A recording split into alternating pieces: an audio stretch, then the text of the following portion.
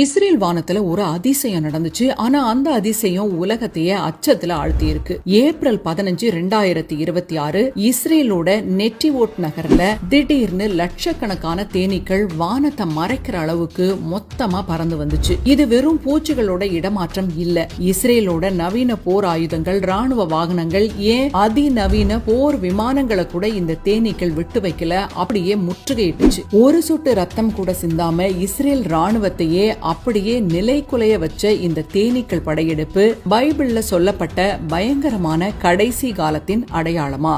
நெட்டிவோட் நகர்ல நடந்த இந்த சம்பவம் சாதாரணமான சம்பவம் இல்ல. ராணுவ குடியிருப்புகளுக்குள்ள புகுந்த இந்த தேனீக்கள் அங்க நின்னுகிட்டு இருந்த கனரக ராணுவ வாகனங்களை முழுசுமா ஆக்கிரமிக்க தொடங்குச்சு. ரொம்ப முக்கியமா அங்க நிறுத்தப்பட்டிருந்த இஸ்ரேலிய விமானப்படையோட சில விமானங்களை இந்த தேனீக்கள் மொய்க்க தொடங்கினதால அது பறக்க முடியாத நிலை ஏற்பட்டதா அதிர்ச்சிகரமான தகவல்கள் வெளியாகி இருக்கு.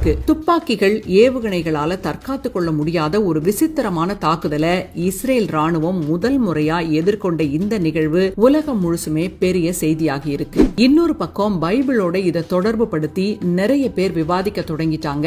சரி, இது பற்றி பைபிள்ல இருக்கா அப்படின்னு கேட்டீங்கன்னா இருக்கு. முதல்ல பாத்தீங்கன்னா ஏசாயா அப்படின்ற பகுதியில அதிகாரம் 7:18 வசனம் என்ன சொல்லுதுன்னா, அக்காலத்திலே கர்த்தர் எகிப்து நதிகளின் ஓரத்தில் உள்ள ஈக்களையும் அசிரியா தேசத்தில் உள்ள தேனீக்களையும் கூப்பிடுவார். இந்த வசனம் போர் சூழல்ல தேனீக்கள் ஒரு ஆயுதமா பயன்படுத்தப்படுறத சுட்டி காட்டுது. அடுத்தது யாத்ராகமம் அப்படின்னு ஒரு பகுதி இருக்கு. அதுல 23வது அதிகாரம் 28வது வசனம், உனக்கு முன்னாக குளவிகளை அனுப்புவேன், அவைகள் ஏவியரையும் கானானியரையும் ஏத்தியரையும் உன் முன்னின்று துரத்திவிடும். அதாவது எதிரிகளை துரத்த கடவுள் பூச்சிகளை ஒரு கருவியா பயன்படுத்துவார் அப்படிங்கிறது தான் இதோட அர்த்தம். பைபிளோட கடைசி அதிகாரம் என்ன அப்படின்னு பாத்தீங்கன்னா வெளிப்படுத்துதல். அதுல 9வது அதிகாரத்துல கடைசி நாட்களில் உலகத்திற்கு வரும் வாதைகள் பத்தி சொல்லப்பட்டிருக்கு. தேனீக்களோட இந்த அசாதாரணமான வருகை உலகம் அழியும் நாட்களோட தொடக்கமோ அப்படின்னு உலகம் முழுசும் இருக்கிற கிறிஸ்தவர்கள் பயப்பட தொடங்கி இருக்கிறாங்க. இது பற்றி நிறைய விவாதங்கள் நடக்கவும் தொடங்கி இருக்கு.